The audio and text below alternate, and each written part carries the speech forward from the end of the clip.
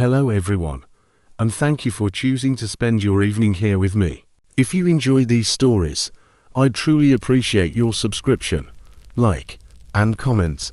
It only takes a second for you, but it means the world to me and helps make each video even better. Now, get comfortable and let's begin.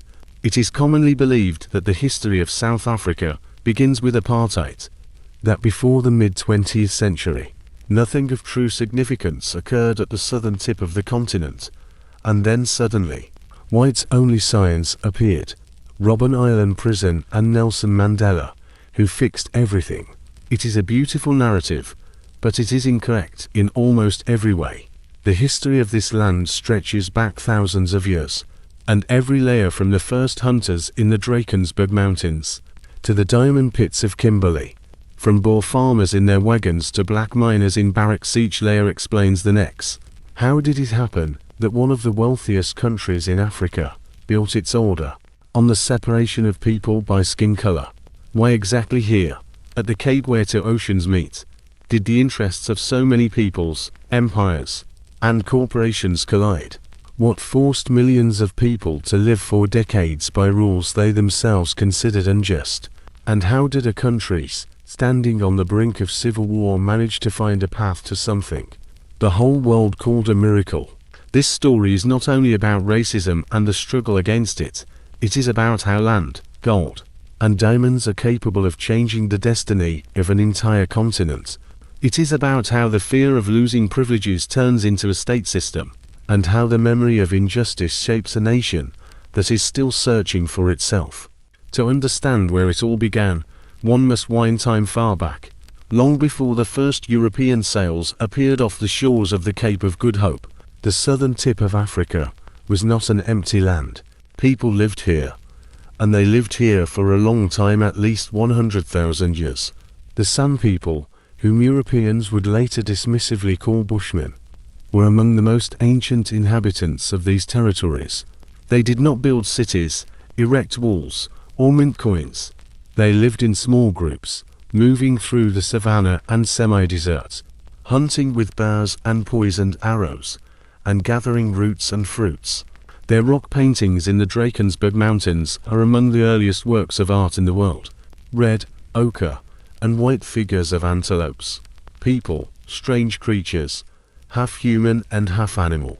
These images speak of a complex spiritual life, of rituals, and of a connection to a world that for the San was living and animated. Living alongside the San, and gradually pushing them aside, were the Khoekhoe pastoralists who herded long-horned cattle and fat-tailed sheep on the coastal plains of the western and southern coasts. The Khoekhoe differed from the San in their way of life. They were less mobile. Their society had a more pronounced hierarchy. Chiefs allocated pastures and settled disputes. But both groups were part of one large family of peoples who spoke click languages, where consonant sounds are produced by characteristic clicks of the tongue against the palate.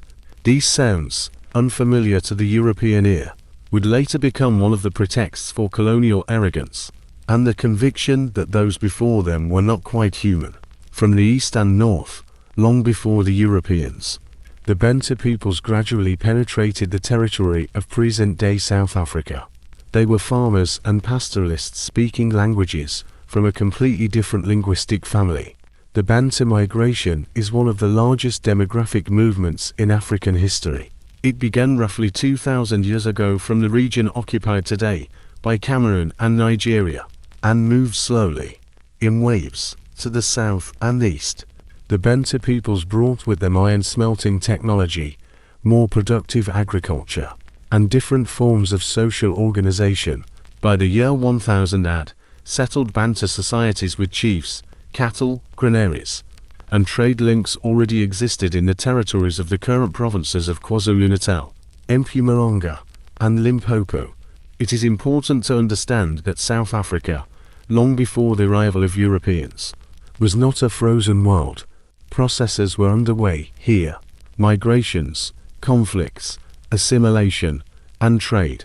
The Xhosa people in the southeast, the Zulu in the east, the Tswana in the west, the Sotho on the central plateau, all of them were forming, merging, breaking apart, warring with each other, and forming alliances. Cattle was the main measure of wealth. Land was communal, but grazing rights were determined by chiefs. Iron was valued, copper was valued even more, and gold, which would later overturn the region's fate, did not play a central role in the internal economy during that period, although it was mined and exchanged with Arab and Swahili traders on the east coast. In the northeast, near the Limpopo River, around 1228, there existed the state of Mopungabo, one of the first major political entities in the territory of modern South Africa.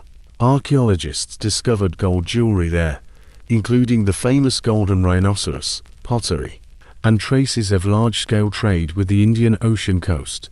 Mopungabo was a hierarchical society. The elite lived on top of a hill, separated from the rest of the population. This does not fit the common colonial image of Africa as a continent without states and without history. Mopungabo declined by the end of the 13th century, likely due to climate change and shifting trade routes, but its legacy passed to Great Zimbabwe, a state further north, which was part of the same trade and cultural network. It was into this world complex, multi-layered, inhabited by different peoples with different ways of life that the first European ships entered at the end of the 15th century. In 1488, the Portuguese navigator Bartolomeu Dias rounded the southern tip of Africa. He called it the Cape of Storms, but the Portuguese King John renamed it the Cape of Good Hope, in the hope that the sea route to India was open. 10 years later, Vasco da Gama followed the same route and indeed reached India. The Cape became a point on the map, a transit station, a place where ships could replenish water and food supplies. But the Portuguese did not establish a foothold here. They were interested in trade with India and Southeast Asia, not the desolate shores of South Africa.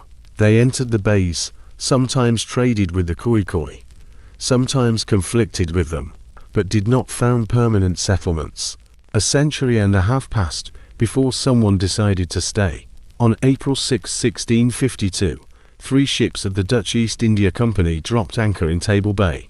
On board was Jan van Riebeek, a company employee tasked with founding a supply station for ships traveling to and from Batavia. Not a colony, a station. The distinction is important. The company did not plan for conquest or dream of new lands. It needed fresh water, meat, vegetables, and a safe harbor. Van Riebeek landed with a small group of about 90 people and began building a fort, planting gardens, and establishing cattle exchange with the Khoekhoe. The first years were difficult. The soil turned out to be not as fertile as hoped. The Khoekhoe did not always want to sell cattle at prices that suited the Dutch. Diseases decimated the settlers. Van Riebeek complained in letters to Amsterdam about the lack of everything: people, tools, seeds, patience. He even proposed digging a canal across the isthmus to physically separate the settlement from the rest of Africa. The canal was never dug, but the idea itself is telling. From the very beginning, the European presence in southern Africa was conceived through separation, through a border between us and them. Gradually, the supply station began to turn into something more. The company allowed some employees to become independent farmers, so-called freeburgers, vrijburgers. They were allocated land along the Liesbeek and Salt rivers, and they began growing wheat and grapes. But there was a shortage of labor, and as early as 1658, the first slaves were brought to the Cape Colony from Madagascar, Southeast Asia, East Africa, and later from India and Ceylon. Slavery became the foundation of the economy. Long before it was discussed in the context of racial politics, slaves worked on farms, in homes, and in shipyards. They made up a significant portion of the colony's population. By the end of the 18th century, there were more slaves in the Cape Colony than free Europeans. Simultaneously, relations with the indigenous population were changing. The Khoekhoe, losing pastures and cattle due to the expansion of European farms, found themselves dependent on the colonists first economically, then socially. Smallpox epidemics brought by Europeans devastated Khoekhoe communities. In 1713, the first major smallpox epidemic killed, by various estimates, between 1/3 and 1/2 of the Khoekhoe population in the vicinity of Cape Town. A second wave came in 1755. Those who survived increasingly became laborers on colonial farms, losing their language, customs, and land. The San pushed into arid regions, waged guerrilla warfare, attacking colonial herds, and the colonists responded with punitive expeditions that were, in fact, acts of systematic destruction. Who were these colonists? By the end of the 18th century, the composition of the European population of the Cape Colony was established. The majority were Dutch, but among the settlers were also Germans, Flemings, and French Huguenots Protestants who fled France. After the revocation of the Edict of Nantes in 1685, the Huguenots brought with them winemaking skills, and a particular religious fervor tempered by persecution. All these groups gradually fused into a single community that began to call themselves Boers, from the Dutch word boer, meaning farmer. They spoke a simplified Dutch that over time evolved into a separate language, Afrikaans.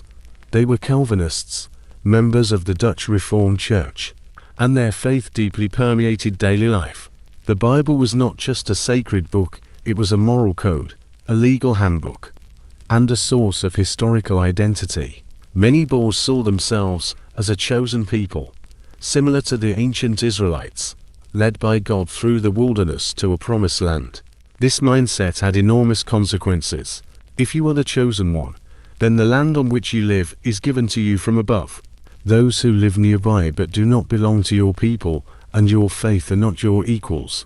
They can be servants, workers, objects of missionary activity, but not partners or fellow citizens. This logic was not uniquely Boer. It can be traced in the history of many colonial societies. But for the Boers, it acquired a special resilience because it was reinforced by isolation, the self-sufficiency of the farm economy, and religious conviction. By the middle of the 18th century, Boer farmers, or trekboers, had advanced far to the east and north of Cape Town. They lived on huge, scattered farms, often several days' journey from one another. Their contact with the company authorities in Cape Town was minimal. They administered justice themselves, protected their herds themselves, and decided where to graze cattle themselves. This frontier life, harsh, independent, and insular, formed a distinct character. A Boer on horseback, with a rifle and a Bible in his saddlebag, is an image that would later become a national myth. But it was on this frontier, on the eastern border of the colony, that a clash with the Bantu peoples became inevitable. The Xhosa people, numerous, organized, and warlike, lived east of the Great Fish River. When Boer farmers crossed the river in search of new pastures, the so-called Cape Frontier Wars began, a series of conflicts stretching over a century. From 1779 to 1879, these were not just skirmishes over cattle. It was a clash of two expansions, European and Bantu, each moving toward the other. Then an event occurred that changed everything. In 1795, Great Britain seized the Cape Colony from the Dutch. Formally, this was a temporary measure in the context of the Napoleonic Wars. The Netherlands had fallen under French control, and the British did not want the strategically important Cape to fall to the enemy. But after the Congress of Vienna in 1815, the Cape Colony finally passed under British sovereignty. And here begins another chapter, a chapter in which, to the existing contradictions between Europeans and indigenous peoples, a new, no less acute contradiction is added between two groups of Europeans, the Boers and the British. The British brought with them a different style of management, more bureaucratic, more centralized, and more oriented toward law and order in the imperial sense. They introduced the English language into administration and the courts. They brought missionaries, primarily from the London Missionary Society, who began working among the indigenous population. And what especially irritated the Boers, advocating for the rights of black and colored people. In 1828, the 50th Ordinance was adopted, which equalized free colored people in rights with whites regarding movement and employment. In 1834, The British Empire abolished slavery in all its possessions. For the Boers, this was a shock not just economically, though the loss of slaves did indeed undermine their economy. The compensation offered by the British government was laughably small and, moreover, paid in London, where few farmers could go. The shock was one of worldview. The Boers perceived the hierarchy of race as a natural, God-ordained order. Equalizing people of different skin colors in rights seemed to them a violation of the divine plan. One of the emigrants, Anna Steenkamp, later described the reason for the exodus this way. It was intolerable to see slaves placed on the same level as Christians, contrary to the laws of God and the natural distinction of race and religion. Thus began the Great Trek, one of the defining events of Boer history.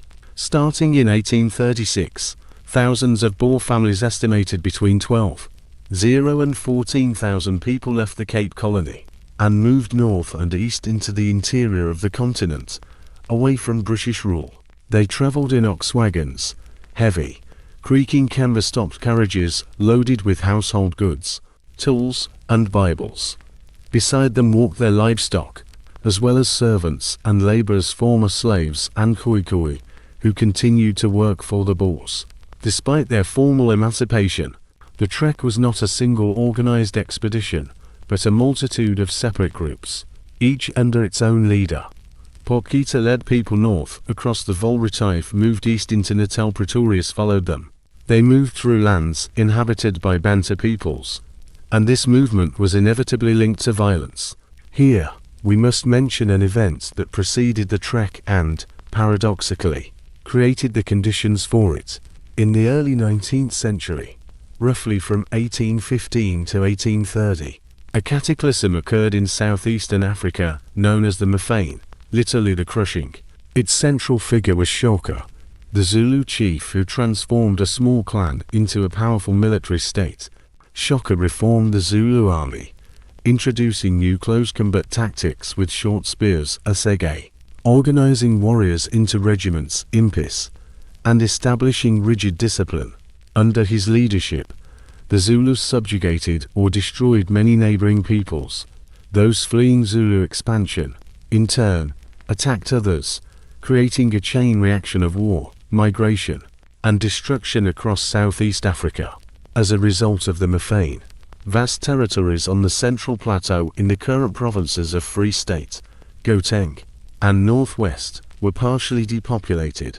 When the Boer trekkers arrived, they found these lands sparsely inhabited and concluded they had always been empty.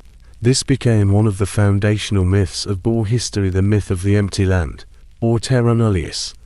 The Boers claimed they arrived in no man's land and had every right to occupy it. In reality, the land was not empty, it had been devastated by wars, its former inhabitants killed, scattered, or subjugated by the Zulus and others. However, the empty land myth proved incredibly resilient and was used to justify land claims until the end of the 20th century.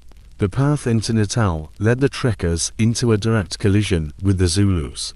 In February 1838, the leader Piet Retief arrived at the kraal of the Zulu king Dingaan to negotiate for land.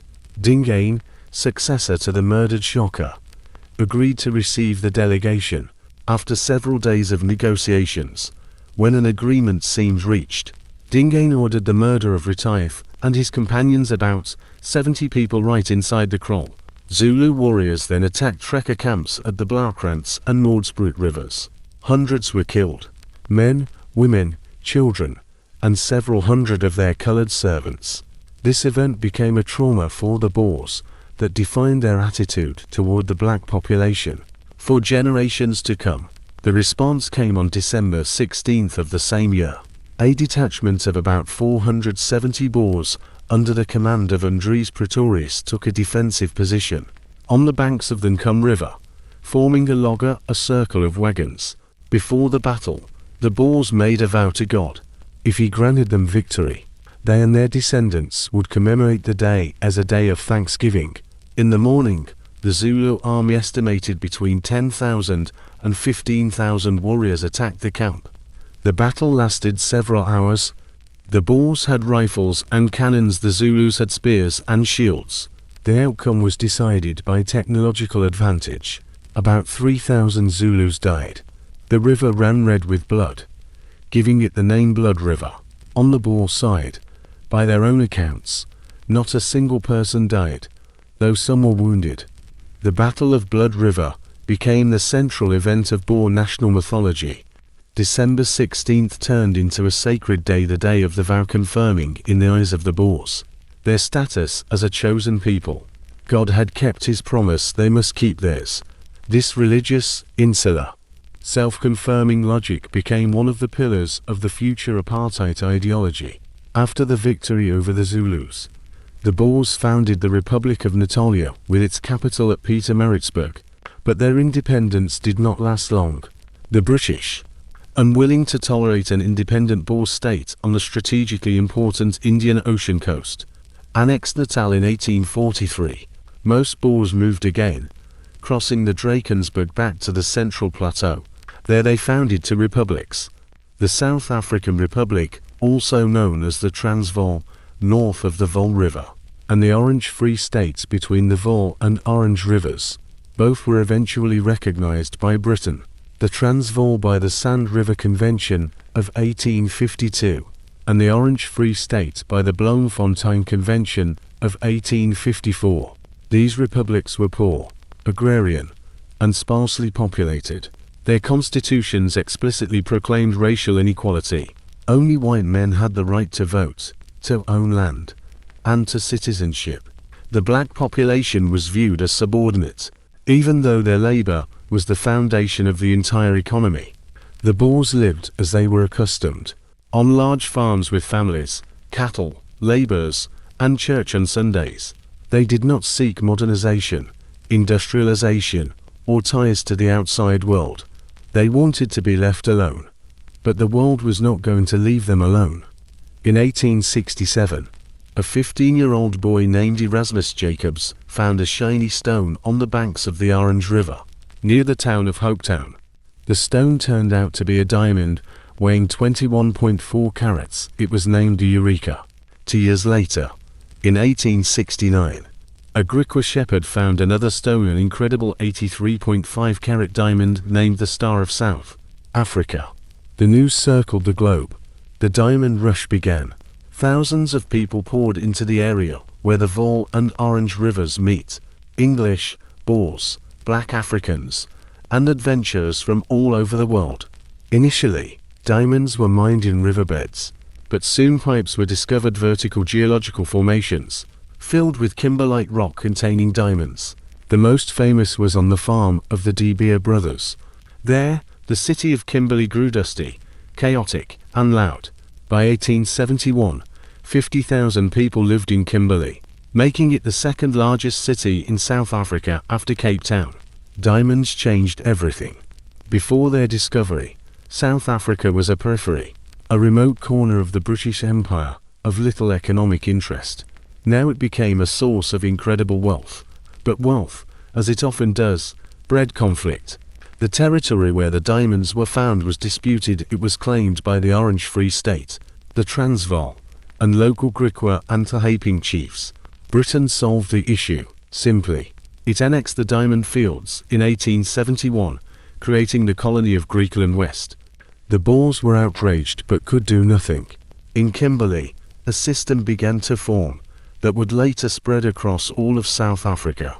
Diamond mining required a massive amount of cheap labor. Black workers came from nearby villages and more distant regions, hiring themselves out for several months. Initially, the system was relatively free, but as mining consolidated and large companies appeared, conditions tightened.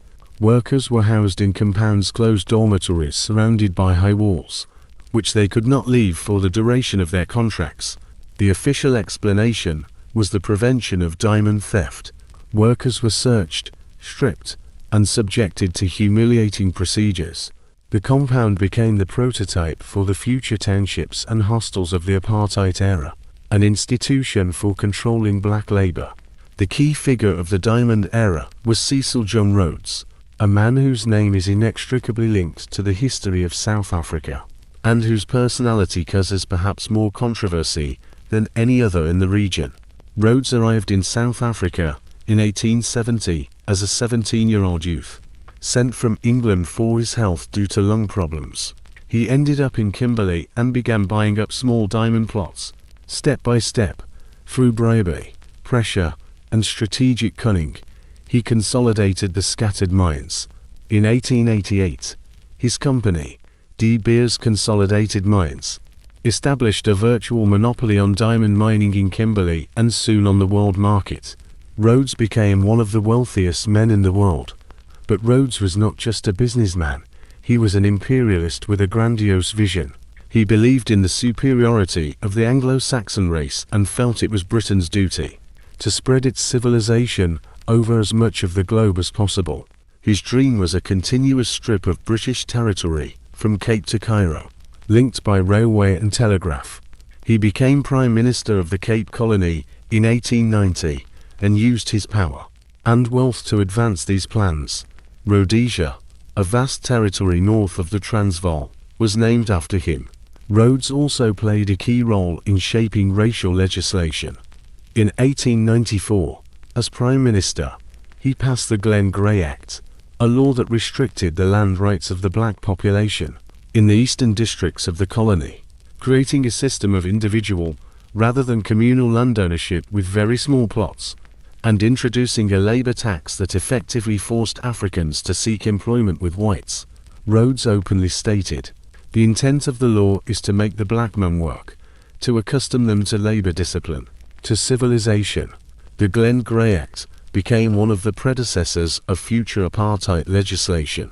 If diamonds turned South Africa from a rural backwater into an object of global interest, gold made it one of the most important economies in the world. In 1886, the world's largest gold deposits were discovered on the Witwatersrand Ridge in the Transvaal. The deposit was unique. The gold was not in alluvial deposits, as in California or Australia, but in deep layers of conglomerate rock. This meant that mining required not pans and picks, but shafts, machinery, chemical processes, and massive capital investment. A small-scale prospector could not get rich on the Witwatersrand, only large companies could. On the site of the gold finds, Johannesburg grew a city that emerged literally from nothing. By 1890, about 100,000 people lived there. The city was cosmopolitan, loud, dirty, dangerous, and incredibly wealthy. Mining magnates, the so-called landlords, built mansions, opened banks, and laid railways. Among them were Barney Barnato, Alfred Beit, Julius Werner, Lionel Phillips, and once again, Cecil Rhodes. Most of them were British or European Jews. They were outsiders in the Boer Republic, creating colossal tension.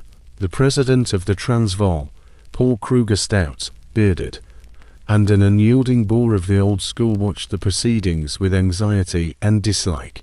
Gold brought revenue to his republic, but with the gold came tens of thousands of foreigners, Uitlanders, most of whom were British. They made up a significant portion of Johannesburg's white population, but Kruger refused them voting rights, fearing they would vote to join the British Empire. The Uitlanders complained that they paid most of the taxes but had no voice in governing the country. Rhodes and other landlords used these complaints as a tool for pressure. In 1895, Rhodes organized the Jameson Raid, an attempted armed invasion of the Transvaal intended to provoke Uitlander uprising and topple Kruger's government. The raid failed disgracefully. The detachment of Dr. Leander Starr Jameson was surrounded and captured by Boer commandos before reaching Johannesburg. Rhodes was forced to resign as Prime Minister of the Cape Colony. His reputation suffered, but not for long. The failure of the raid only sharpened relations between Britain and the Boer republics. Tensions mounted for 4 years. Negotiations between British High Commissioner Alfred Milner and Kruger reached a deadlock. Milner, a hardline imperialist, saw war as inevitable and even desirable. Kruger would not yield. On October 11, 1899, the Second Anglo-Boer War began, one of the last major wars of the British Empire, and one of the first wars of the 20th century. The Boers began with unexpected successes. Their commandos' units of mounted marksmen, who knew the terrain perfectly, besieged three key towns: Ladysmith, Mafeking, and Kimberley. The British Army, accustomed to colonial wars against poorly armed opponents, faced serious resistance. In December 1899, during what became known as Black Week, the British suffered 3 consecutive defeats. The world watched in surprise as a handful of farmers beat the army of the world's greatest empire. But Britain possessed inexhaustible resources. By early 1900, approximately 400,000 soldiers had been deployed to South Africa from England, Canada, Australia, and New Zealand. Under the command of Lords Roberts and Kitchener, the British went on the offensive. Bloemfontein fell in March, Pretoria in June, and Johannesburg even earlier. It seemed the war was over. Kruger fled to Europe. The republics were officially annexed, but the war did not end. It moved into a guerrilla phase that lasted another 2 years and proved far more brutal than open battle.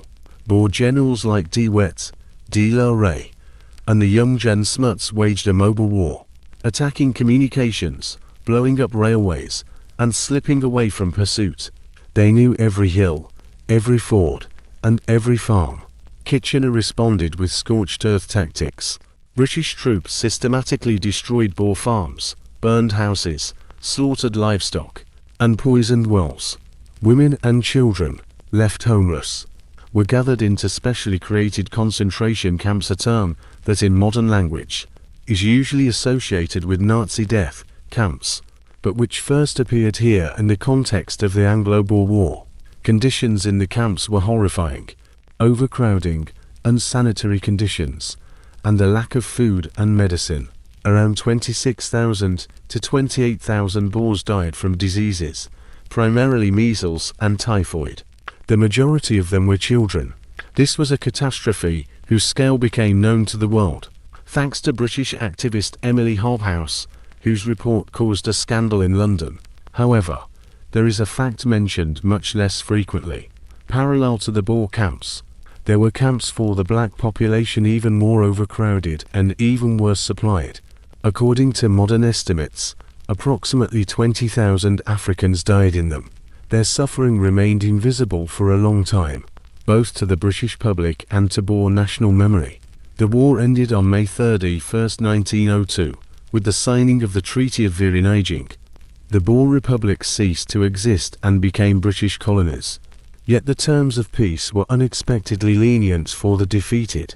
Britain allocated $3 million for the restoration of farms, promised the gradual introduction of self-government, and in a key point agreed that the question of granting voting rights to the black population would be decided only after the introduction of self-government. This meant the fate of the black majority was sacrificed for the reconciliation of the two white minorities. And reconciliation did indeed happen, faster than expected. By 1906 and 1907, the Transvaal and the Orange River Colony received self-government, with governments led by former Boer generals Louis Botha and Jan Smuts. On May 31, 1910, the 4 colonies Cape, Natal, Transvaal, and Orange River united into the Union of South Africa. The new state was a dominion of the British Empire. Like Canada or Australia, the Union's constitution reflected a compromise between the British and the Boers. But it was a compromise exclusively within the white minority. In the Cape Colony, there had historically existed a limited but real right to vote for coloured and black men who met property qualifications. Delegates from the Cape tried to extend this principle to the entire Union, but delegates from the Transvaal and the Orange Free State categorically refused.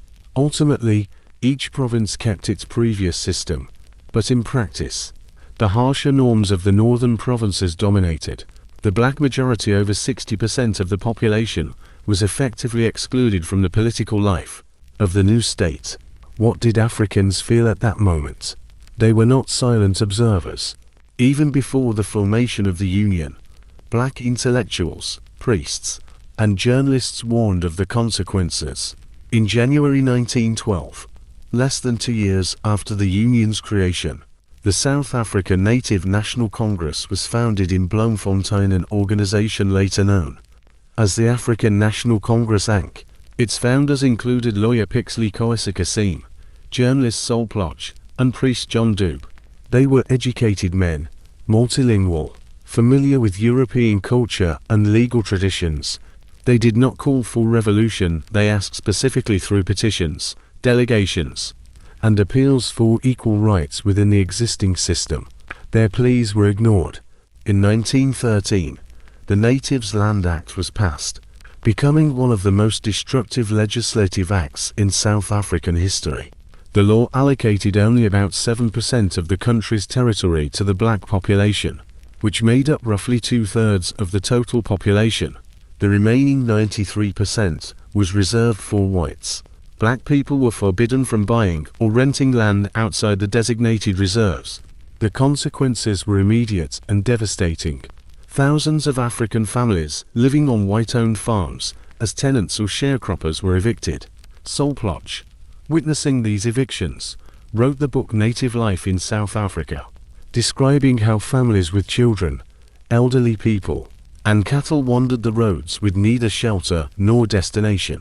Awakening on Friday morning, June 20, 1913, the South African native found himself a pariah in the land of his birth. His book begins.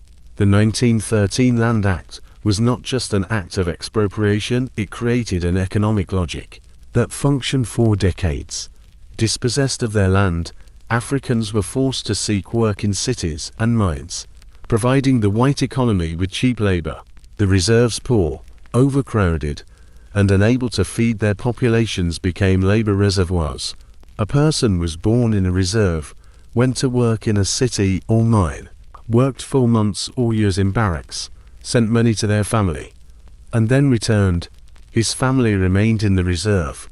He had no right to bring his wife and children to the city. He had no right to settle in the city permanently. He was a migrant in his own country. The following decades, the 1920s, 30s, and 40s, were a time of gradual but steady tightening of racial segregation. It is important to emphasize, apartheid did not emerge from nowhere in 1948. It was the culmination of a process lasting decades. Every new law added another brick to the wall of separation. In 1923, the Natives Urban Areas Act introduced a pass system and restricted the right of black people to live in cities. In 1926, the Mines and Works Act, the Color Bar Act, reserved skilled jobs for whites. In 1927, the Immorality Act prohibited sexual relations between whites and black people. In 1936, the Representation of Natives Act deprived black voters in the Cape Province of even the limited right to vote they had enjoyed since the 19th century. Parallel to this, an ideology was forming. Boer nationalism, fueled by memories of the war and the camps, took on clearer shapes. In 1918, the Broederbond was created, a secret Afrikaner organization aimed at promoting the interests of the Afrikaner people in all spheres of life: politics, economy, education, culture, and the church. Membership was closed, and information about it was confidential. The Broederbond acted as a network of influence, penetrating universities, newspaper editorial boards, government agencies, and schools. It was within this organization that the doctrine of apartheid, the separate development of races, matured. What did apartheid mean in theory? Its ideologues, primarily from Stellenbosch University, the intellectual center of Afrikanerdom, argued that every people has the right to development in accordance with its culture and nature. The mixing of races leads to degradation, therefore, different racial groups should live separately, develop separately, and manage their own affairs separately. In this logic, apartheid was presented not as oppression, but as justice. To each their own. Each people had its own territory, its own school, its own church, its own path. Of course, this was an illusion. Separate development meant the white minority controlled 87% of the territory, and virtually the entire economy, while the black majority received 13% of the land, and the worst land at that. along with the obligation to supply labor. In 1948, the National Party, representing Afrikaner interests, won the general election, an election in which, of course, only whites voted. The party came to power under the slogan, Apartheid, and immediately began its systematic implementation. The Prime Minister was Daniel van Wormelen, a former Dutch Reformed church pastor, then a journalist, then a politician. He was a convinced nationalist and racist, but also an educated and methodical man. Under his leadership, a legislative structure was erected within a few years that was unparalleled in history for its degree of detail and comprehensiveness. 1949, Prohibition of Mixed Marriages Act. Marriage between people of different races was declared a criminal offense. 1950, Immorality Amendment Act. Extramarital sexual relations between races also became a criminal offense. 1950, Population Registration Act. Every inhabitant of South Africa was classified by race: white, colored, Indian, or Bantu. Classification was determined by special commissions evaluating appearance, descent, and social environment. There were cases where members of the same family fell into different racial categories. There were cases where a pencil stuck into someone's hair decided their fate. If it stayed, the hair was considered too curly, and the person was classified as colored or black, even if their skin was light. 1950, Group Areas Act. Each racial group was granted the right to live only in strictly defined areas. This meant mass forced removals. Entire communities, primarily colored and black, living in areas designated as white, were forced to leave their homes.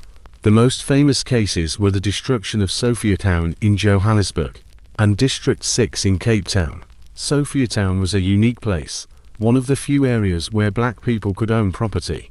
It was a vibrant center of black urban culture, jazz clubs, newspapers, theaters, and political debates.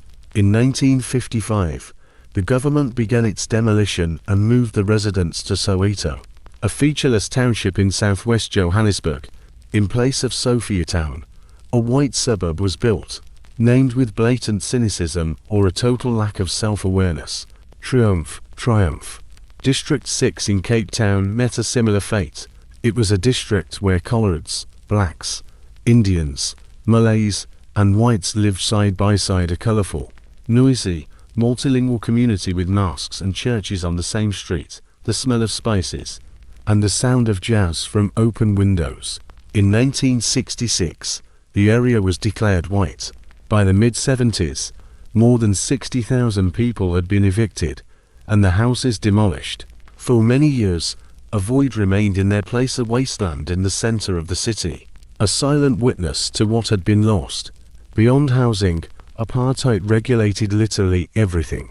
Separate schools for each racial group, separate hospitals, separate beaches, separate park benches, separate entrances to post offices, separate train cars, separate elevators in buildings, separate cemeteries.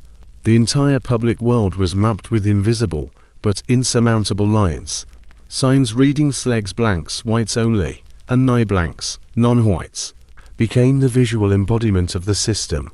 For the black population, the central instrument of control was the pass system. Every black person over the age of 16 was required to carry a passbook, containing their photograph, name, employer details, and permission to be in a specific area. Police had the right to stop any black person and demand their pass. The absence of a pass or an expired entry meant arrest, a fine, or imprisonment. Every year, hundreds of thousands were arrested under the pass laws. The pass became a symbol of humiliation, a daily reminder of inferiority. How did black South Africans respond to all this? In various ways. The ANC for a long time adhered to a moderate line: petitions, appeals, and peaceful protests. But after 1948, it became clear that moderation was yielding no results. In 1952, the ANC organized a defiance campaign, during which thousands of people intentionally violated racial laws, entering through whites-only doors, sitting on whites-only benches, and refusing to show passes. About 8,000 people were arrested. Among the leaders of the campaign was a young lawyer from Transkei named Nelson Mandela. Mandela was born on July 18, 1918, in the village of Mvezo, into a family belonging to the ruling house of the Limbu people. His father was an advisor to the chief. The name Nelson was given to him by a teacher at school. African children were given English names upon enrollment. His birth name, Rolihlahla, in the Xhosa language, means pulling the branch of a tree, which is sometimes loosely translated as troublemaker. He was educated at Fort Hare, the only university for black people in South Africa at the time, but was expelled for participating in a student boycott.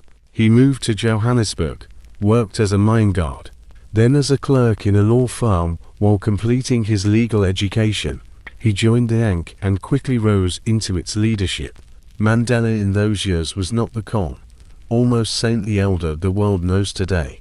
He was a young, ambitious, physically strong boxer, sharp in his judgments, and prone to action.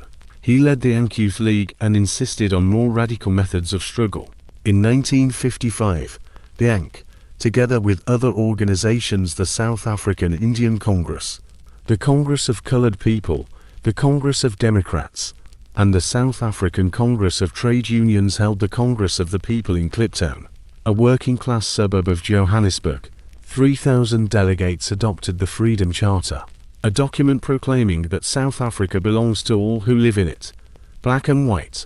The charter demanded equal rights, the redistribution of land, and the nationalization of mines and banks. It became the programmatic document of the anti-apartheid movement for decades to come. The government responded with repression. In 1956, 156 leaders of the ANC and allied organizations were arrested and charged with high treason. The treason trial lasted 5 years and ended in the acquittal of all defendants, but it tied up the movement's resources and attention. Meanwhile, disagreements grew within the black opposition. Some activists, primarily from the Pan-Africanist Congress PAC, founded in 1959 by Robert Sobukwe, believed the ANC was too soft and too dependent on white liberals and communists. The Pan-Africanists rejected the Freedom Charter with its formulation of a multiracial society, Africa for the Africans, that was their slogan. On March 21, 1960, in Sharperville, a black township south of Johannesburg, an event occurred that shocked the world. The PAC organized a protest against the pass system. People were to go to police stations without their passes and demand arrest, overloading the system. A crowd gathered in Sharperville, estimated at between 5,000 and 7,000 people. The atmosphere was tense but not aggressive. The police panicked or received an order and opened fire. 69 people were killed, and more than 180 were wounded. Many were shot in the back as they fled. Sharperville became a turning point. The government declared a state of emergency and banned the ANC and the PAC. Thousands were arrested. The resistance movement went underground. The ANC, which until that point had been a fundamentally non-violent organization, concluded that peaceful methods were exhausted. In December 1961, the military wing of the ANC, Umkhonto we Sizwe Spear of the Nation, was created. Mandela became its commander. The organization began a campaign of sabotage, bombing electrical substations, railway lines, and government buildings, avoiding, at least initially, human casualties. Mandela hid from the police for some time, secretly left the country, underwent military training in Algeria and Ethiopia, and met with leaders of African states. But on August 5, 1962, shortly after his return, he was arrested on a tip-off, as many claimed, from a CIA agent, though this version has never been definitively confirmed. In 1963, police raided Liliesleaf Farm in Rivonia, a suburb of Johannesburg, where the secret headquarters of Umkhonto we Sizwe was located. Documents were seized and the organization's leaders were arrested. The Rivonia trial began, one of the most famous political trials of the 20th century. Mandela and 7 of his comrades, Walter Sisulu, Ahmed Kathroda, Govan Beki, Raymond Mhlaba, Dennis Goldberg, Elias Motsoladi, and Andrew Langini were accused of sabotage and conspiracy to overthrow the government. They faced the death penalty. On April 20, 1964, Mandela delivered a speech from the dock that became one of the key texts of the 20th century. He did not deny his role in organizing sabotage. He explained why peaceful methods were exhausted. He described the living conditions of the black majority: poverty, lack of rights, humiliation. He spoke for more than 4 hours. The final words of his speech are often quoted. He said he had fought against both white domination and black domination, that his ideal was a democratic and free society in which all persons lived together in harmony and with equal opportunities, and that it was an ideal for which he was prepared, if needs be, to die. On June 12, 1964, the sentence was handed down. Life imprisonment. Mandela and most of his comrades were sent to Robben Island, a rocky, windswept patch of land a few kilometers off the coast of Cape Town. Mandela spent 18 of his 27 years of imprisonment there. Conditions on Robben Island were harsh, especially in the early years. Prisoners worked in a lime quarry, where the white dust coated their eyes. This was why Mandela, later, could not tolerate camera flashes. The cell was tiny, the mattress thin, the food meager. Black prisoners received smaller portions than colored or Indian ones. Letters and visits were limited. 1 letter and 1 visit every 6 months. Newspapers were banned, but Robben Island also became something else, a sort of university. The prisoners, among whom were lawyers, doctors, professors, and politicians, organized study groups, held debates, and wrote. Mandela earned a Bachelor of Laws degree from the University of London through correspondence. While Mandela and his comrades were in prison, South Africa, under the leadership of the National Party, continued to deepen apartheid. The 60s and 70s were a time when the system reached its full development, and simultaneously began to produce the contradictions that eventually destroyed it. In 1959, the Promotion of Bantu Self-Government Act was passed, forming the basis of the so-called Bantustan policy. The idea was that the black population of South Africa was not one people, but consisted of many ethnic groups: Zulu, Xhosa, Tswana, Sotho, Venda, Songa, and others. Each group was to receive its own homeland, or Bantustan, a territory within South Africa, that was to become self-governing and, eventually, independent. This was a geopolitical deception of grandiose proportions. Black South Africans, making up more than 70% of the population, were to become citizens of their Bantustans and lose even nominal rights in white South Africa. They were becoming foreigners in their own country. The Bantustans occupied about 13% of the territory, the poorest, driest, and least developed lands. They had no industry, no resources, and no infrastructure. Their governments were puppets, dependent on funding from Pretoria. 4 Bantustans were proclaimed independent: Transkei, Bophuthatswana, Venda, and Ciskei, but not a single state in the world, except for South Africa itself, recognized them. Millions of people who lived and worked in the cities were forcibly relocated to Bantustans, sometimes literally to empty fields where there was no housing, water, or work. According to various estimates, about 3 million people were forcibly relocated during the years of apartheid. The economy of apartheid was internally contradictory. White industry and mining needed black labor, but the ideology demanded separation. The solution was the migrant labor system, the same one that originated in the Kimberley mines. Men left the Bantustans for work, lived in hostels, barrack-type dormitories, worked in mines and factories, and then returned. Families were separated for months and years.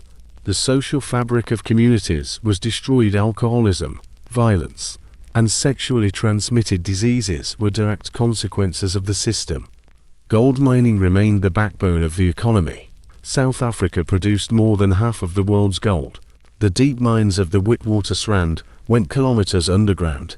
Working conditions were hellish. Heat, stuffiness, collapses, and silicosis, an occupational disease of miners caused by inhaling silica dust. Thousands of miners died or were disabled every year. Furthermore, the wage gap between white and black miners reached a 15-fold difference. The diamond industry also flourished. De Beers, the company founded by Rhodes, controlled the world diamond market through a single-channel system, determining prices and sales volumes. It was De Beers that created the marketing myth that a diamond is an essential attribute of an engagement. The advertising campaign "A Diamond is Forever," launched in 1947, became one of the most successful in advertising history. Behind the brilliance of these stones stood the labor of black miners in Kimberley, Cullinan, and other pits, working in conditions little different from those in the 19th century. Meanwhile, resistance was growing within the country. On June 16, 1976, an event occurred in Soweto that became the second turning point in the struggle against apartheid. After Sharpeville, the government decided to make Afrikaans the language of instruction in black schools, on par with English. For black students, Afrikaans was the language of the oppressor. School children went on a demonstration. The police opened fire. The first victim was 13-year-old Hector Peterson. His photograph, in which another student carries his lifeless body, while his sister runs alongside, became one of the most famous images of the 20th century. The Soweto uprising grew into unrest across the whole country. Official figures speak of 576 dead, but the real numbers were likely significantly higher. Thousands of young people left the country and joined the ANC and other organizations in exile. The generation of 76, as they came to be called, was more radical and less patient than its predecessors. The slogan "Liberation before education" reflected their mood. What was the point of studying in a system built for oppression? The 70s also saw the rise of the Black Consciousness movement, whose ideologue was Steve Biko. Biko, a medical student from the Eastern Cape, argued that the main weapon of oppression was not physical violence, but psychological suppression, convincing black people of their inferiority. Liberation must begin in the mind. Black people must be proud of themselves, their culture, and their history. Biko's movement was inspired partly by the American Civil Rights Movement, and partly by the works of Frantz Fanon. On September 12, 1977, Biko died in police custody. He was 30 years old. The official version was a hunger strike. The truth was the severe beatings from which he died, having been transported unconscious in a truck across the country without medical assistance. Biko's death caused a wave of international outrage. South Africa found itself increasingly in isolation. Sanctions, which began in the 60s with an arms embargo after Sharpeville, gradually tightened. In the 70s and 80s, economic and cultural sanctions were added. South African athletes were not allowed at the Olympic Games. Banks refused loans. Transnational corporations, under pressure from public campaigns, left the country. The anti-apartheid movement became global, from student protests in American universities to the Wembley concerts, from boycotts of South African fruit in European supermarkets to General Assembly resolutions. Within the country, the 80s were a decade of growing crisis. The government of P.W. Botha, the Great Crocodile, as he was called for his unyielding character, tried to implement limited reforms without touching the foundations of the system. In 1983, a new constitution was adopted, creating a tricameral parliament with separate houses for whites, coloreds, and Indians. Black people, the majority of the population, was still excluded. The reform, intended as a concession, only intensified the protest. It showed that the government was ready to share power with anyone except black people. In September 1984, a wave of uprisings swept the country, so massive that the government declared a state of emergency that lasted several years. In the townships, government buildings, schools, and police stations burned. Youth built barricades of burning tires. Those suspected of collaborating with the authorities were subjected to necklacing, a brutal execution where a car tire was placed around the victim's neck, doused in gasoline, and set on fire. Violence bred violence. The army and police acted with extreme brutality. Secret units, such as Fireplace, engaged in the assassination of activists both inside the country and abroad. Simultaneously, the South African army waged war outside the country in Namibia and Angola. Namibia, the former German Southwest Africa, had been under South African administration since the end of World War, and was effectively occupied. In Angola, South African troops supported the UNITA movement against the pro-Soviet MPLA government and Cuban troops. The Battle of Khoekhoe in 1987–1988 became one of the largest battles on the African continent since World War II. Its results are disputed. Each side claimed victory, but it accelerated the negotiations that led to the independence of Namibia and the withdrawal of Cuban troops from Angola. South Africa in the 80s was a country living in a state of undeclared civil war, but it was during this period that secret contacts began between the government and the imprisoned Mandela. This is one of the most remarkable chapters of this story. Mandela had by then been moved from Robben Island to Pollsmoor prison, and later to a comfortable house on the grounds of Victor Verster prison. The government realized the situation had reached a dead end, and that apartheid was unsustainable economically, politically, and morally. But how could they exit the system without losing everything? The key figure on the government side was Frederick Willem de Klerk, who became president in 1989 after a stroke affected P.W. Arthur. De Klerk was not a liberal. He was a hereditary member of the National Party, the son of a minister, raised within the apartheid system. But he was a realist. He understood that apartheid was doomed, and that the longer it continued, the bloodier its end would be. The Cold War was ending. The communist threat, which the government had used for so long to frighten white voters, was losing its relevance. The economy was stagnating under the weight of sanctions. The country was in international isolation. On February 2, 1990, de Klerk delivered a speech in Parliament that shocked the world. He announced the unbanning of the ANC, the Pan-Africanist Congress, the South African Communist Party, and other organizations.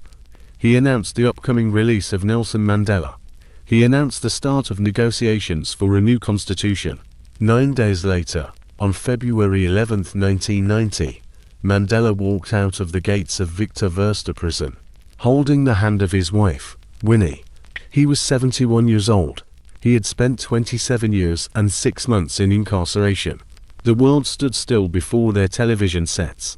But Mandela's release was not the end, but the beginning. It was the beginning of an agonizing, risky, and unpredictable transition. The 4 years that followed, from 1990 to 1994, were perhaps the most dangerous period in South African history. Negotiations for a new constitution proceeded alongside a wave of violence that claimed more lives than the previous decades of struggle. The violence had many sources. In the province of Natal, a virtual war was fought between ANC supporters and the Inkatha Freedom Party, an organization of the Zulu people led by Mangosuthu Buthelezi. Buthelezi, a Zulu chief, balanced between cooperation with the apartheid government and claims to leadership in the black community. Inkatha and the ANC fought for influence in the townships, and this struggle resulted in mass murders, attacks on trains, and shootings at funerals. It later emerged that South African security forces actively fueled inter-black violence by supplying Inkatha with weapons and intelligence, a strategy known as the Third Force. Right-wing whites also posed a threat. Eugene Terreblanche and his Afrikaner Weerstandsbeweging, Afrikaner resistance movement, staged armed demonstrations, threatened armed rebellion, and seized buildings. Former military and security officers planned a putsch. The moment of greatest danger came on April 10, 1993, when a Polish South African migrant, Janusz Walu, shot and killed Chris Hani, the General Secretary of the South African Communist Party, and one of the most popular leaders of the struggle. Hani was loved by the youth. His influence was comparable to that of Mandela. The assassination could have triggered an explosion. Mandela addressed the nation on television, calling for calm. It was the moment it became clear that he was the figure holding the country back from the abyss. Negotiations continued in a format called CODESA, the Convention for a Democratic South Africa. Dozens of parties and organizations sat at the table, from the ANC to the National Party, from Inkatha to white liberals and communists. The debates were fierce. Key questions were: how to protect minority rights, primarily those of the white minority? Would there be a government of national unity? What was the role of the provinces? What to do with an army and police force thoroughly permeated by apartheid ideology? What to do with the land? How to ensure economic justice without destroying the economy? Ultimately, a compromise was reached. An interim constitution provided for a government of national unity for 5 years, which would include all parties receiving more than 5% of the vote. A Bill of Rights guaranteed freedoms and the protection of property. The Bantustans were dissolved. The country was divided into 9 new provinces. On April 27, 1994, South Africa held the first general elections in its history. For the first time, all citizens of the country, regardless of skin color, had the right to vote. Queues at polling stations stretched for kilometers. People stood 4 hours, elderly, young, in wheelchairs, with children in their arms. Many wept. 4 millions. It was the first time in their lives that their voice mattered. The ANC won an expected victory, receiving 62% of the vote. On May 10, 1994, Nelson Mandela was sworn in as the first black president of South Africa. The inauguration ceremony took place in Pretoria, the city that had been the heart of Afrikaner nationalism. Heads of state from around the world attended. South African military jets, the same ones that until recently had pursued the ANC, flew over the Union buildings, releasing smoke trails in the colors of the new flag. Mandela spoke words addressed to all. Never, never and never again shall it be that this beautiful land will again experience the oppression of one by another. De Klerk became one of 2 vice presidents. The other was Thabo Mbeki from the ANC. The Government of National Unity, a seemingly impossible coalition of yesterday's enemies, began its work. Mandela and de Klerk shared the Nobel Peace Prize for 1993. But how to build a nation on the ruins of apartheid? How to reconcile people when some were executioners and others were victims? Mandela chose the path of reconciliation, not revenge. His decision was not only moral but pragmatic. Whites controlled the economy, the army, the police, and the state apparatus. An attempt to punish them would have led to catastrophe, capital flight, state palaces, and possible civil war. The central instrument of reconciliation was the Truth and Reconciliation Commission (TRC), created in 1995 under the chairmanship of Archbishop Desmond Tutu, another Nobel Peace Prize laureate. The commission was based on a simple but radical principle: amnesty in exchange for the truth. Those who had committed crimes during the apartheid years on both sides could receive amnesty if they fully disclosed their actions and proved that the crimes were committed for political motives. Victims and their families were given the opportunity to tell their story, to be heard. The Commission's hearings were broadcast on television and radio. South Africa heard testimony from policemen describing how they tortured and killed activists. It heard stories from mothers whose children vanished without a trace. It heard repentance and justifications, screams and silences. It was a painful, agonizing, but necessary process. Archbishop Tutu wept openly at the hearings. The commission was not perfect. Many victims felt that amnesty was too light a punishment for murder and torture. Many of the guilty, especially high-ranking officials and officers, refused to apply to the commission, knowing that prosecution was unlikely. Arthur, the former president, refused to appear and was convicted of contempt of court, though the conviction was overturned on appeal. The systemic architects of apartheid, those who wrote the laws, allocated the budgets, and planned the forced removals, largely avoided responsibility. The commission dealt with individual acts of violence but was much less effective. in analyzing the structural violence of the system. And yet, the Truth and Reconciliation Commission became a model for other countries. Its significance was not so much legal as symbolic and therapeutic.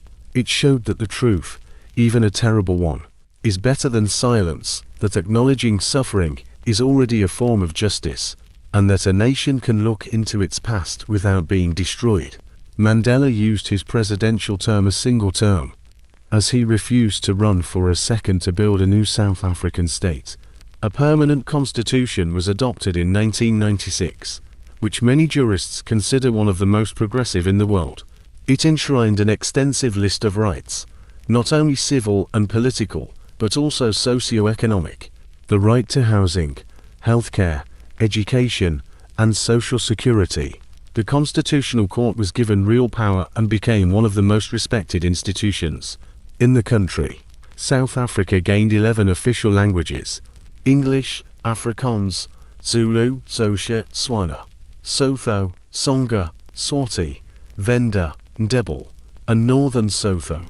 A new 6-color flag, including black, green, yellow, white, red, and blue, became a symbol of a new beginning.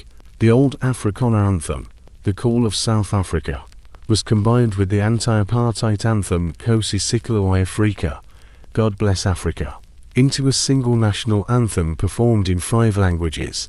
Mandela possessed a rare gift for the symbolic gesture. In 1995, when South Africa's national rugby team, the Springboks, reached the final of the World Cup, held in Johannesburg, Mandela appeared at the stadium wearing a green Springbok jersey, a symbol that for black people had been associated for decades with white racism. The team captain, Francois Pienaar, a white Afrikaner, received the cup from Mandela's hands. The stadium chanted Nelson, Nelson. It was a moment when a new nation seemed to be born before everyone's eyes. But behind the symbols lay real problems that proved far more complex than the repeal of racial laws. Apartheid was not just a legal system, it was an economic and social reality that permeated all levels of life. Its abolition did not mean automatic equalization. White South Africans, about 10% of the population, still owned most of the land, businesses, and capital. The black majority still lived in townships and still experienced shortages in education, healthcare, housing, and jobs.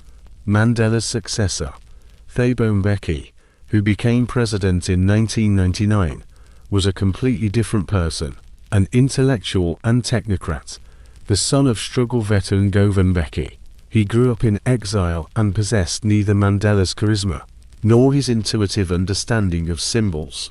Mbeki implemented market-based economic reforms, attracted investment, and stabilized the macroeconomy. But his presidency was overshadowed by 2 catastrophic errors. First was his position on the HIV and AIDS epidemic. South Africa became one of the countries most affected in the world.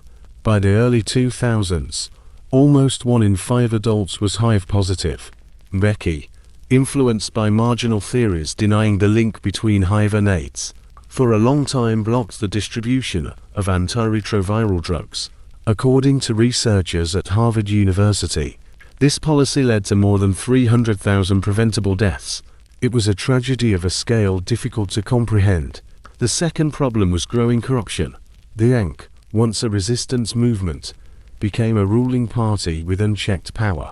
Without a strong opposition, without established democratic traditions, and under a system of close ties between politicians, businessmen, and bureaucrats, corruption began to permeate the state apparatus. The Black Economic Empowerment program, intended to overcome economic inequality, in practice enriched a narrow circle of individuals connected to the party leadership. A new black economic class emerged, but for the majority, nothing changed. Jacob Zuma, who succeeded Mbeki in 2009, took these tendencies to the extreme. His presidency, lasting until 2018, became synonymous with what South Africans called state capture. Zuma, charismatic, populist, cunning politician and former head of ANC intelligence in exile, surrounded himself with a network of business partners, primarily the Gupta family, Indian entrepreneurs who moved to South Africa in the early 90s. According to numerous testimonies, the Guptas influenced the appointment of ministers, received state contracts, and moved funds through shell companies. State-owned enterprises like Eskom Electricity, Transnet, Transport, and South African Airways were looted. Eskom, which supplied electricity to the entire country, found itself on the brink of bankruptcy, and rolling blackouts began. The so-called load shedding became a symbol of economic decline.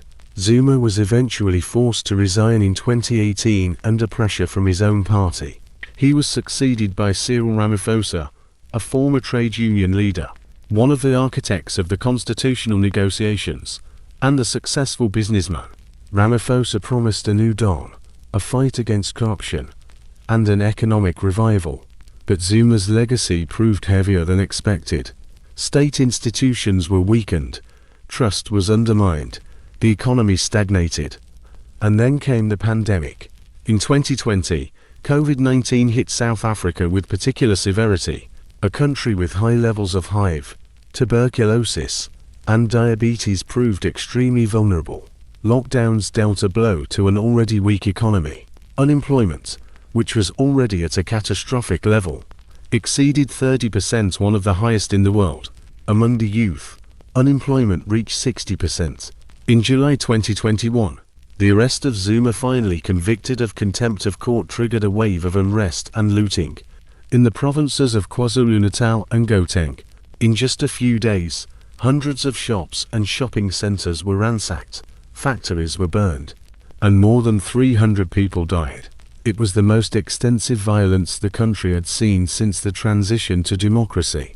How can one describe South Africa today? It is a country of striking contrasts, which, in truth, have always existed. Cape Town is one of the most beautiful cities in the world. Table Mountain, the ocean, vineyards, designer restaurants. Yet, just a few kilometers from the tourist routes lies the township of Khayelitsha, where hundreds of thousands of people live in shacks made of corrugated iron and cardboard, without reliable water supply or sanitation. Johannesburg is the business capital of Africa. The skyscrapers of sand and glitter with glass and steel. But nearby is Alexandra, one of the most densely populated townships on the continent, where life unfolds in conditions that have changed little since the apartheid era.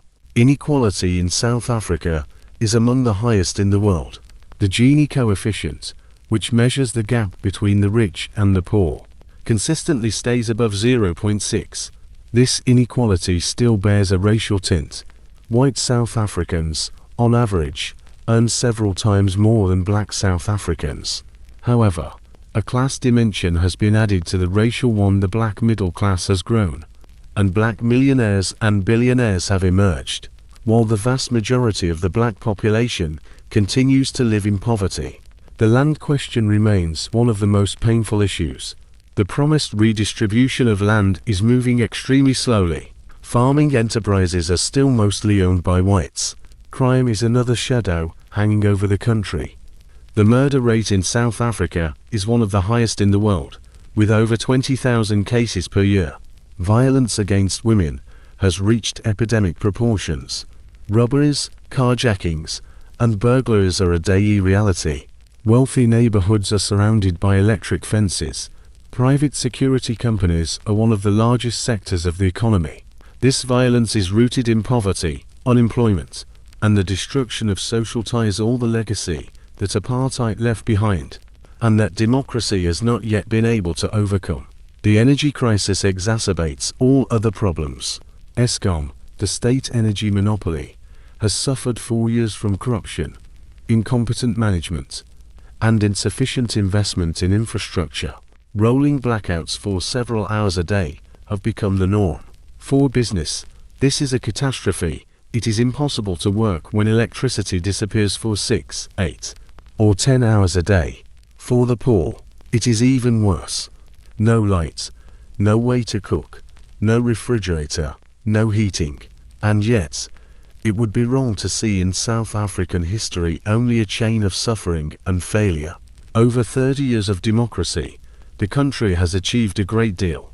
Access to housing has expanded. The government has built millions of units of social housing, though its quality often draws criticism. Access to clean water and electricity for those who have it has risen sharply compared to the apartheid era. The social grant system covers millions of families. The Constitutional Court continues to function as an independent institution. Press freedom, though under pressure, remains real. Civil society active, vocal, and demanding keeps the government in check better than in most African countries. In 2024, an event occurred that many consider the beginning of a new era in South African politics. In the general election, the ANC failed to win a majority for the first time since 1994. The party garnered just over 40% of the vote, a sharp drop from previous results. Ramaphosa had to form a coalition government with the Democratic Alliance, a party many perceived as predominantly white, even though its electorate is becoming increasingly diverse. This was unthinkable just a few years ago.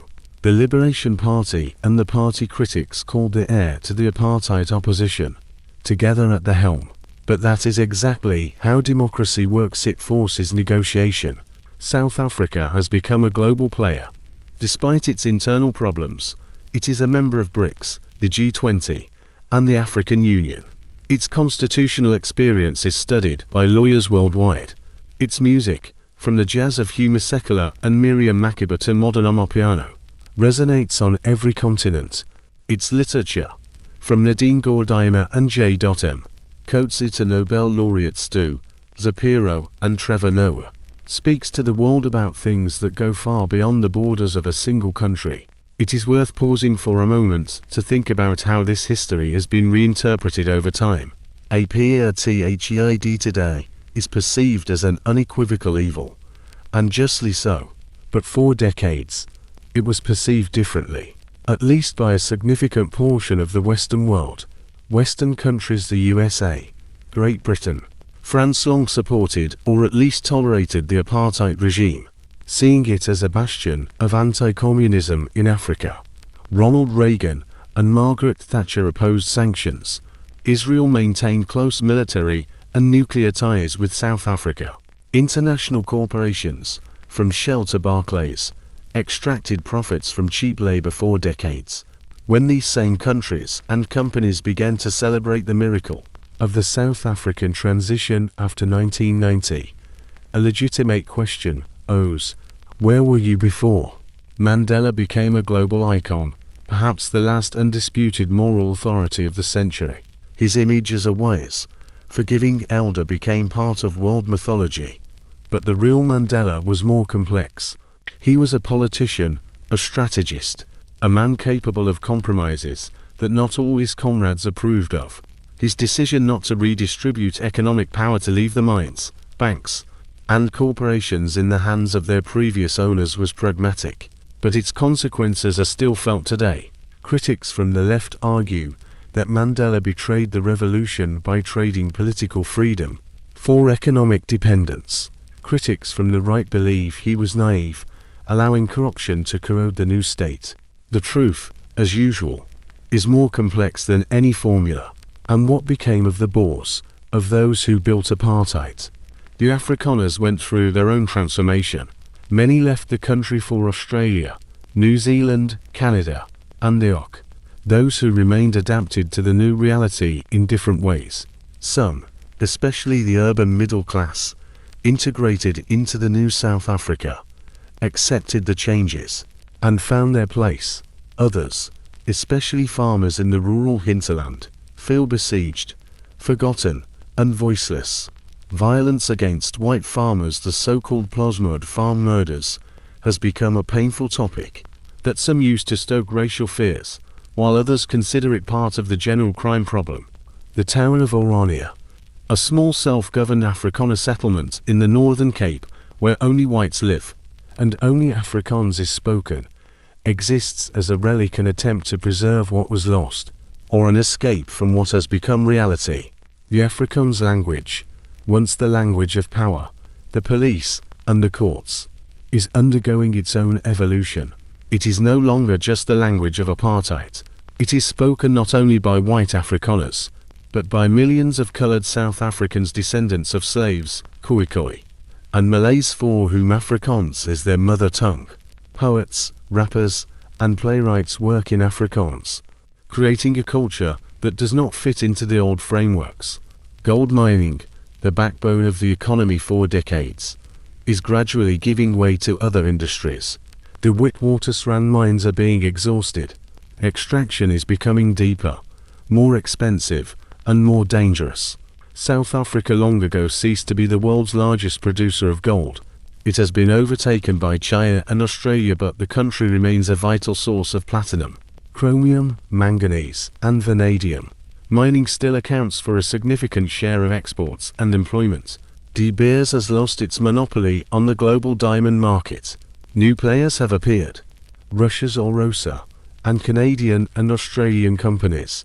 Lab-grown diamonds, physically and chemically identical to natural ones, are undermining the very idea of rarity and value. The marketing myth a diamond is forever is fading, but in the Northern Cape province, the diamond mines are still working, and the land that Rhodes once bought for a pittance is still yielding its stones. There is another aspect of South African history worth mentioning: the question of memory. How the country remembers itself. Monuments of the apartheid-era statues, street names, buildings sparked debates. In 2015, students at the University of Cape Town began the Rhodes Must Fall campaign, demanding the removal of the statue of Cecil Rhodes that stood on the campus. After weeks of protests, the statue was removed. This became part of a global movement to decolonize memory, sweeping from Cape Town to Oxford, from Bristol to Charlottesville.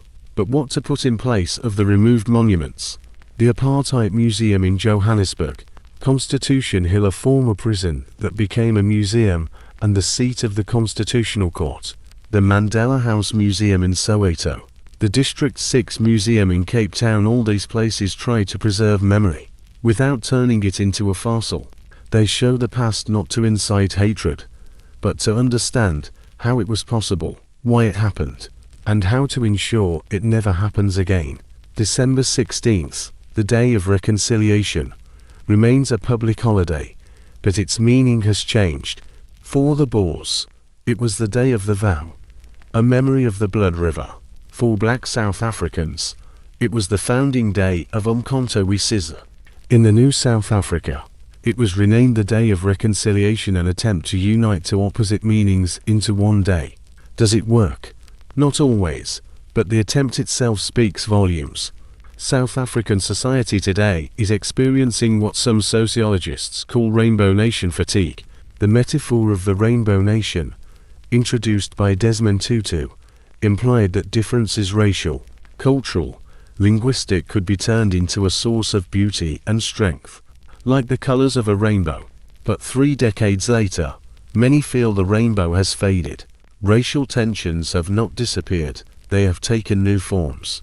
Discussions about land, affirmative action, the language of instruction in universities, and economic policy still occur along racial lines. The Economic Freedom Fighters F, created by Julius Malema, the former leader of the ANC Youth League, represents the voice of those who believe democracy has not fulfilled its promises.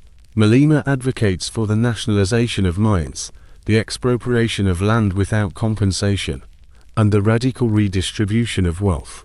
His rhetoric is provocative, and his popularity among disillusioned youth is an indicator of the depth of the problems. At the other end of the spectrum is the former mayor of Johannesburg, Herman Mashaba, and his party Actiansa, as well as the Democratic Alliance, which is trying to attract black voters with a market-oriented program and promises of effective governance. The political landscape is becoming increasingly fragmented, and this is perhaps a healthy sign that the monopoly of one party is ending, and a normal competitive democracy is beginning. How should one think about this entire story? Here is a land at the edge of a continent where 2 oceans meet at a rocky cape. For millennia, people lived on it: hunters, herders, farmers, each adapting in their own way to its arid plains, green coasts, and rugged mountains. Then other people came from across the sea and began to reshape this land in their image. They discovered diamonds and gold beneath it, and that changed everything for them and for everyone who lived there. Greed and fear, faith and calculation, racial theory and economic necessity wove together into a system that lasted half a century, and poisoned the lives of generations. And then, contrary to all expectations, people who had every reason for hatred chose a different path. This path did not lead to the promised land. South Africa is no utopia. It is a country with enormous problems, deep wounds, and unresolved contradictions. But it is a living experiment, an experiment in building a nation from fragments, in reconciling the irreconcilable, and in searching for justice in a world where justice is never complete. You can look at South Africa and see failure, poverty, corruption, violence, and disappointment. And that will be the truth. You can look at it and see a miracle, a country that could have exploded and did not, that could have drowned in blood and did not, that found the strength to start anew. And that will also be the truth. Both truths exist simultaneously, like the two oceans at the Cape, the Atlantic, cold and grey, and the Indian, warm and blue, which meet but do not mix. Nelson Mandela died on December 5, 2013. He was 95 years old. The world mourned, but the grief was not so much for the man he lived a long, incredibly full life as for the idea he embodied. The idea that people are capable of better than what is prescribed for them by history, fear, and prejudice. His legacy is not that he created a perfect state, he did not. His legacy is that he showed the possibility of a different choice. Frederick de Klerk died in November 2021. Leaving a video message in which he posthumously apologized for the suffering caused by apartheid. Everyone evaluates the sincerity of this apology in their own way. Desmond Tutu passed away in December of the same year, quietly, on Christmas Day. The generation that made the transition is passing. South Africa remains alone with itself and its future. In the township of Soweto, near the Mandela House Museum, music sounds from the open doors of taverns and barbershops in the evenings. Amapiano, the South African electronic music genre born right here in these neighborhoods, blares from speakers. Its rhythm soft, hypnotic. Lulling is like the pulse of a city that does not sleep but is in no hurry. Children play in the streets, women sell corn on the corners, men stand at the gates, talking and laughing. Life continues not because all problems are solved, but because life always continues. Far to the south, at the Cape of Good Hope, a lighthouse throws a beam of light into the darkness. The ocean roars below, the same ocean that brought Bartholomew Dias here 5+ centuries ago. The wind is salty and cold. The stars of the southern hemisphere burn brightly. The Southern Cross, the Magellanic Clouds, the same ones the sun saw while painting their antelopes on the rocks of the Drakensberg. The earth beneath your feet holds diamonds, gold, ores, and the bones of those who fought for them, who suffered from them, who built upon them. This land remembers everything. It remembers the clicking tongue of the Khoekhoe, and the Dutch Psalms, the thunder of Zulu shields, and the creak of Boer wagons, the dynamite explosions in the mines, and the gunshots in Sharperville, the silence of the cell on Robben Island, and the roar of the stadium in Johannesburg. It remembers, and it carries this memory forward into a future that has not yet been written. The history of South Africa is a story about what happens when people decide they are better than others, and about what happens when those who were considered lesser rise up, and about how difficult, painfully, incredibly difficult it is to build something together after decades of division. It is a story that has no happy ending because it is not yet finished. But it has something more valuable, a continuation. Night falls on the Cape. The lighthouse continues to rotate. The ocean continues to roar. Somewhere in Soweto, the last speaker falls silent, and quiet settles on the roofs. Somewhere in Stellenbosch, a vineyard calls after a hot day, and dew settles on the leaves. Somewhere in the Drakensberg, a mountain stream ripples over stones, the same stones that heard the steps of the first hunters. Let this silence be your silence too. Let the ocean roar somewhere far away, at the very edge of consciousness. Let the story you have just heard settle softly, like layers of rock settling in the earth, each with its own memory. Close your eyes, breathe steadily. If you enjoyed this journey, subscribe to the channel and leave a like. This will help us continue telling stories that are worth hearing. And now, good night.